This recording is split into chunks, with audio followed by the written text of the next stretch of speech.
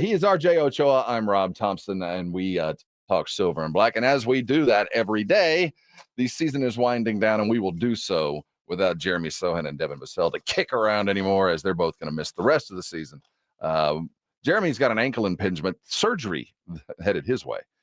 And Devin Vassell has a stress reaction, which I have a stress reaction just about every day, RJ. But I come to work.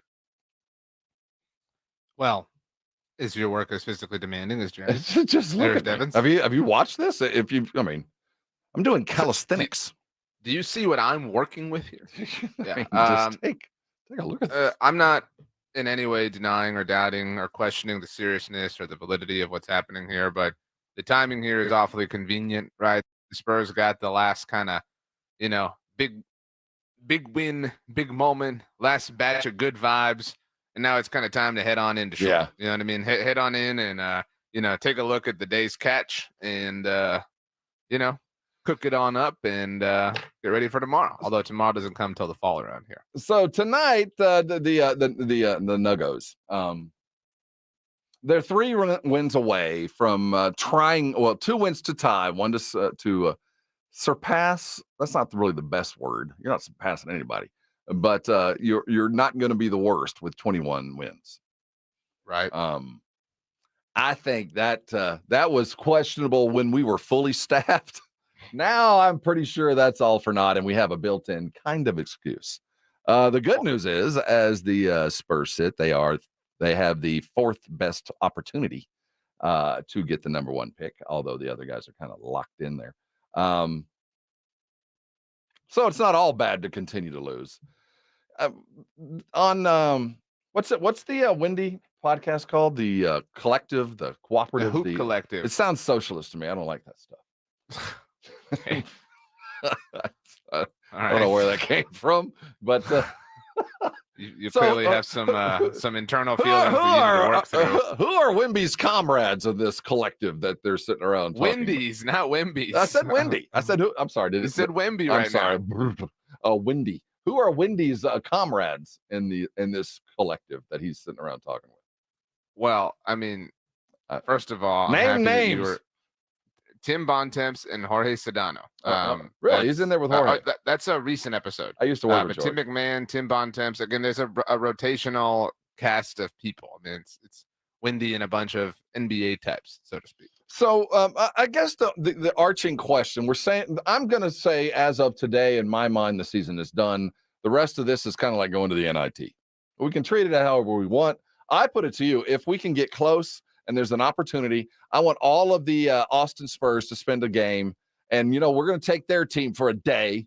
And they can all come down here, and we'll put them on a riverboat, and we're going to have a party. And we're going to show those Austin Spurs how much we love them and sacrifice them to, say, the Detroit Pistons. Isn't that a good way to end the season? I mean, they took our guys for a couple games. We'll take theirs. Yeah, we shouldn't have to wear their uniforms. Yeah, they have to bring their uniform. We'll put them in that SATX, that vaguely veiled with a giant A uniform. Yeah, the S is like super small. You know what I mean? It's just like teeny tiny. It looks like an apostrophe. Yeah, it's the ATEX Spurs is what it'll look like. What do you think the point value is for Devin and Jeremey and Keldon? Keldon's out tonight. His season isn't over. But what do you think the point value associated with them is? You mean how many points would you say that they're worth to the team? And on a line, on a plus minus, like the total. Are we netting this or like how much do you think? I think net they're going to be down about 10 points. Oh, dude, you are so even further than that. Wow, the Spurs are the biggest underdog of the day as far as the slate of games. For context here, the Raptors, who we want to see win for obvious reasons, are 12-point anything. They're 12-point dogs in Toronto, where there's nothing to feel good about from a sports perspective because your Blue Jays had a no-hitter thrown against them by the Astros last night.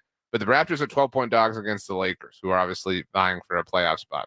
The Bucks are 13.5-point favorites, despite barely being 500 under Doc Rivers, on the road against the Wizards. The Cavs are 11.5-point road favorites against the Jazz. These are still not the largest line of the day, as the Denver Nuggets at home are 16-point favorites against the San Antonio Spurs. Without Devin Vassell, without Jeremy Sochan, without Keldon Johnson, even with Victor Wembanyama seemingly available, it's representative of how tall of a task this is for the Spurs. So first of all, I'm nothing if not vindictive. I'm super petty. I'll hold a grudge. I'm petty, and Cheesemay is all about me. But I just want to lead with this because I think it's very funny. And I'm glad I'm not the only one that was stuck with this. And even my son told me to get off my rocking chair and get off the porch on my take yesterday. Was this Jack or Clay? Because this was Clay. This was Clay. Told me to Clay. You got a Starbucks gift card. Sit down and shut up, old man. It was a celebration. That's basically what I got from him. Okay. The New York story, though. Okay, so what happened? And we talked about it yesterday. As the game was over, Wemby did the Tim hug of the ball, and in celebration gave it the heave ho into the stands. And I'll take over the story from here. All right. So Rob, I want to give some background. Monday, I want to give some background. Okay. I found out this morning, I didn't know this, that a Spurs ball boy realized. Oh, no, we're going to hear this. Okay, so I found out from this. So go ahead. So on Monday, just to go chronologically here, we come in, we're all excited to talk about this. The Spurs won 3 games in a row. It's this like exclamation point, just cathartic, Andy Dufresne through the tunnel kind of moment for the Spurs. I disagree wholeheartedly with this. And Rob says, memory of I yours. can't believe the selfishness of Victor to throw the ball and in the moment, after an overtime win against one of the best teams in the East, best teams in the league for that matter, that he was not conscious of the fact that Jalen Brunson scored 61 points and that he did not personally hand deliver and gift wrap the ball so that Brunson could put it in his treasure chest of basketball accomplishments over the course of his career that is already highly decorated and likely carries a lot of memorabilia. So, Rob, you were the old man screaming to get off your lawn. How dare Victor? How dare he throw this ball into the stand? Now, I do want to set the table a little bit deeper before we play this windy sound. And I'd forgotten about this yesterday, quite frankly, in my stupor from the eternity time. Remember the relationship between the Spurs and the Knicks? And it goes back all the way back to that big tall kid, not the one we got, the other one we wanted first. The what do they call him? The giraffe? No, he is the unicorn. Porzingis. I'm talking about. I'm joking. Porzingis. Remember, the Knicks were so sure that Pop or RC or somebody had flown to Serbia and had talked wherever he's from. I'm sorry, it's probably not that, but had flown to his home country to talk to him. There was never any validation into Latvia that they'd flown to Latvia when he was still a Knick and had tried to illegally recruit him. And then there was one of the Morris brothers was nearly here, and then we got him on the trade deadline. We held on to him until nobody could get him, and then we cut him. So this might have been the final Michael Corleone. All the other families are going to pay kind of comeback. Like, okay, Nick guy, you think we did this? We still hold a grudge for the Morris backing out of his contract, though he was signed. We're going to throw the ball in the stands. Jalen, go find your own damn ball. No, that's not the case. I was mad at Wemby for the way he acted. He grabbed the ball and he threw a 61-point ball. That same ball was used by Dante Vincenzo to set a Knick record for a total 3 points. It was kind of going to be a significant item, a significant totem in the history of these ball players. And Wemby threw it in the air and it was to go away. Listen to Wendy, and this is what happened. While the Knicks were very complimentary of Victor, they were pretty much demanding that he get fined, because at the end of the game, in celebration of that big win for the Spurs, he threw the ball into the stands, which was the Jalen Brunson 61-point ball, which I don't think he really wanted. I think he'll want it later because it was, mellow. Jalen's a wins and losses guy. He is not happy about that. I mean, if it was Giannis, we know that he would have wanted the ball. But that's right. But also, Dante DiVincenzo set the Knicks record for threes in a season with it. Not that that's going into the Springfield, but the ball had some real value. And there's a ball boy working the Knicks bench. He's a Spurs ball boy working the Knicks bench. He sprinted up into the stands and somehow got the ball back. I have no idea. That's awesome. How he did, but he got it back. And the Knicks got taken care of. Mm-hmm. The Knicks were very pleased about that and were in possession of the ball. But they were like, look, you're getting $25K, buddy. And Victor did not like that, as George mentioned. He was like, no, I've seen people throw the ball into the stands in anger. many times, but I was throwing it out of happiness. I was trying to make a guy's day. She would have made the guy's pocketbook. He's like, I shouldn't have gotten, 50, 25 grand for that. So welcome to the NBA, Victor. Yeah. That's how it works. That was just part of the collective that includes the Windy. Do you know how big of a beta loser you have to be to whine and cry that Victor should be, fined for this? I can understand being miffed, right? I can. You can't hit me. I'm trying to take a shot. I can totally understand the Knicks being mad, but to demand that what do the Knicks benefit from Victor losing 25 Knicks, grand? Man, they don't like the Spurs. That's why I wanted to kind of paint the picture. That's just petty, man. That is Brolin. I am so mad at this myself because I wanted to root for the Knicks in the playoffs this year. I like Jalen Brunson. Dante is great. And again, there's something cool to the fact that they're, the peak of their collegiate career happened in San Antonio, right? Yep. I think we have a somewhat of a bit of a kinship with there. And so I wanted to root for them there. And it's cool to see the Knicks involved so heavily. Nah, I'm out. This is some big loser energy from the Knicks. Y'all can step, y'all can pass, you can pop all the rocks, you can do whatever. Whining and crying because you didn't get the game ball after you lost is the dumbest thing I've ever heard of. It's the Knicks and it'll and continue. They got the ball back. I know, and they got it back. I didn't realize they'd gotten the ball back. So pretty typical. But they did take a beating. With that in mind, as the guys are gone, Wemby's going to try to close out what has been a stellar season.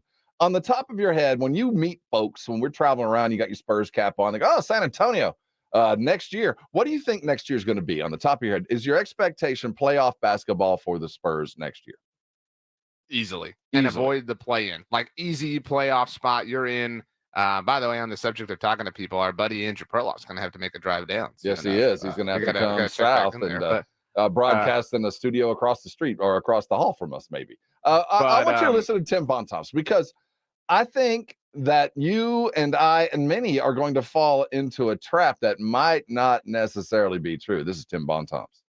There's going to be an expectation from the average person that the Spurs are in the top 6 next year because of the way this season has ended, because of how great Victor has been.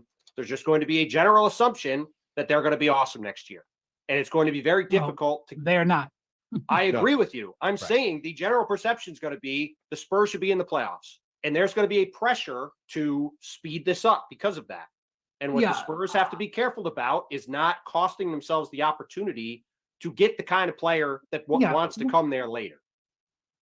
That's Tim Bontemps amongst the other socialists on the Hoop Collective there with Wendy.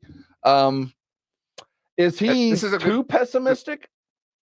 Well, that to me sounds a little bit, I wouldn't accuse the Spurs of negotiating with their fans through the media, but that sounds a little bit of whoa, slow the roll. Yeah, don't expect too much from us. This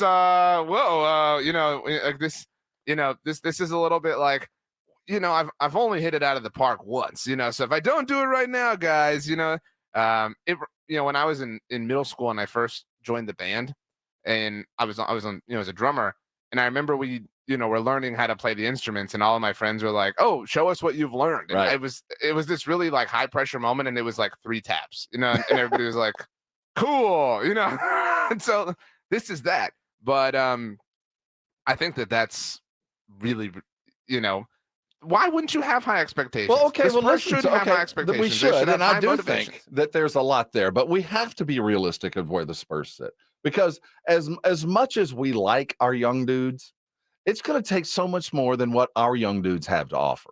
I mean, we need to get something else to go where the Spurs are going to want to go. And it might cost a couple of these young dudes that we are growing to love and have the expectations to go there. But to get good where we want to be, top 6 or better, it's going to take another star. We know that. But how are the Spurs going to get a star? If we're going to take inventory and move stock, we're going to have to move some players, or they're going to have to convince a player to come here as a free agent. And that probably is going to be, the Spurs method is probably going to have to include both. Wendy talked about who is going to come and how are they going to get there. It's going to take a certain kind of a player to decide to come to the Spurs in Wendy's eyes. I think it's got to be a player who's like, I hate saying this word because I lived this for years in Cleveland. It's got to be a guy saying, I'm okay being Scottie Pippen, which Scottie Pippen wasn't necessarily okay with being Scottie Pippen, but like, and that makes a Jordan comparison, but like, they got to be a guy who says, I'm okay with that. Is at a point in his career where he wants that. That's what I think they need. Brian Windhorst on his Hoop Collective podcast. Thoughts? I think that's fair. I mean, well, that doesn't fit the narrative that it's Trey Jones. That he doesn't want to be no Robin. He ain't no Trey Young. Trey Young. I'm sorry. Trey Jones is. Yes, we already got that guy, and he's really good.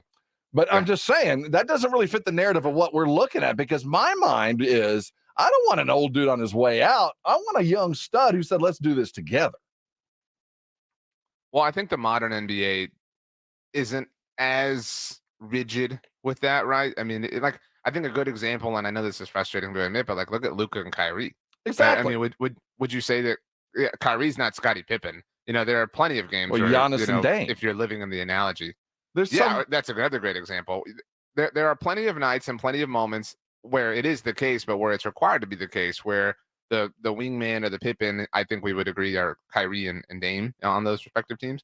And so where they have to be the guy, it's still Dame time many a time for the Bucks. You know what I mean? There's still magic Kyrie moments for the Mavs. And I think it takes, Giannis obviously already has a title, but I think it takes a lot of losses for the Giannis's and the Lukas, and this never happened to Jordan, obviously, but to realize, you know what, like, I can't do it alone. I think the problem with the Cavs that Wendy's talking about is they always tried to, keep not that LeBron, I know a lot of people say a lot of things about LeBron, not that he had an inferiority complex, but that was your problem. I mean, it took LeBron finding another Jordan, I guess, to live, analogous here in Wade and Bosh for things to finally happen. Like if you just have a Pippen, then you're putting a ceiling on that player. And that's a kind of a stupid way to go about it. So yeah, Trey Young's still totally possible in my mind. Jason Maya on our brigade bar says the Spurs won't get a free agent anytime soon. It'll have to come through the draft. Well, they talked about that. The Spurs have traditionally been flyover country. We've never been a destination of sort. But Wendy really would kind of beg to differ. This is not, listen to Wendy. I don't know how to take this, but I'll take it in the best possible light. Make fun of me all you want. I've lived in Miami. I've lived in New York City. I spend 50 days a year in Los Angeles. You can say whatever you want about what I'm about to say, okay? San Antonio is a growing city. Lots and lots of people have moved to San Antonio in the last 4 or 5 years. I drove from Austin to San Antonio the other day. There is no difference between the cities now are grown together.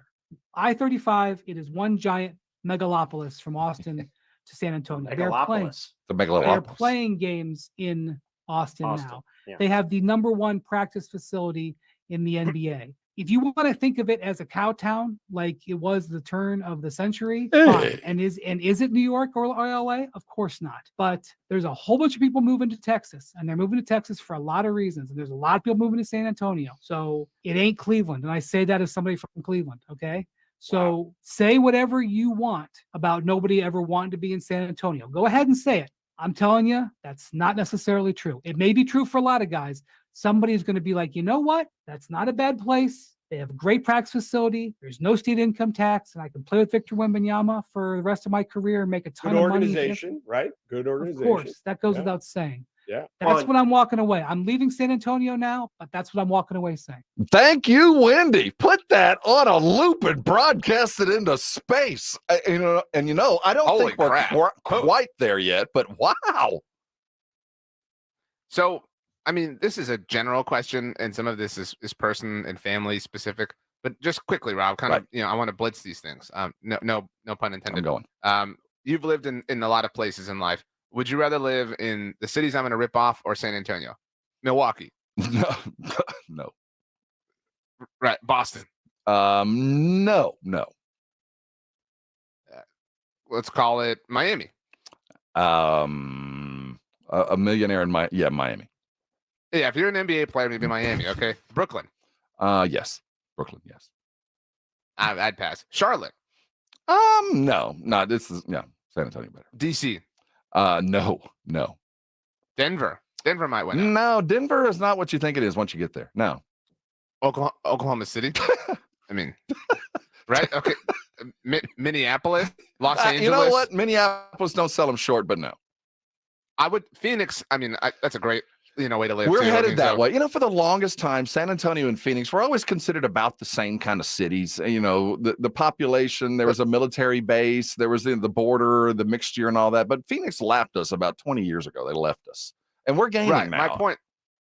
My point is, I mean, good for Windy for being, not a trope and not the hot take artist and saying something stupid just, for attention or whatever. Yeah. I mean, it makes I don't know who looks at things that way, right? Like who actually, and again, the idea that there is an uncomfortable NBA or NFL or MLB city to live in there's a Target everywhere, guys. There's a Chipotle everywhere. Like you will be fine. You know what I'm saying? And here, I mean, think about, we mentioned Miami. Think about like players like Ray Allen, right? Because that's kind of what we're close to needing as ancillary parts. Yeah. What was one of the biggest reasons Ray Allen wanted to go to Miami and leave Boston? It was to golf, right? Like he was like, I'm sick of this cold. I'm sick of this life. True. Yeah, I mean, so it's a warm climate. Then some people like the cold. Like some people, and I don't mean to make this so black and white with that, but I mean, the idea that this is not an appealing place for anyone to live and play and raise a family is so stupid. Right. It never applied in a real sense. Well, but for a 22-year-old multimillionaire, I get why San Antonio probably wasn't the place I wanted to be.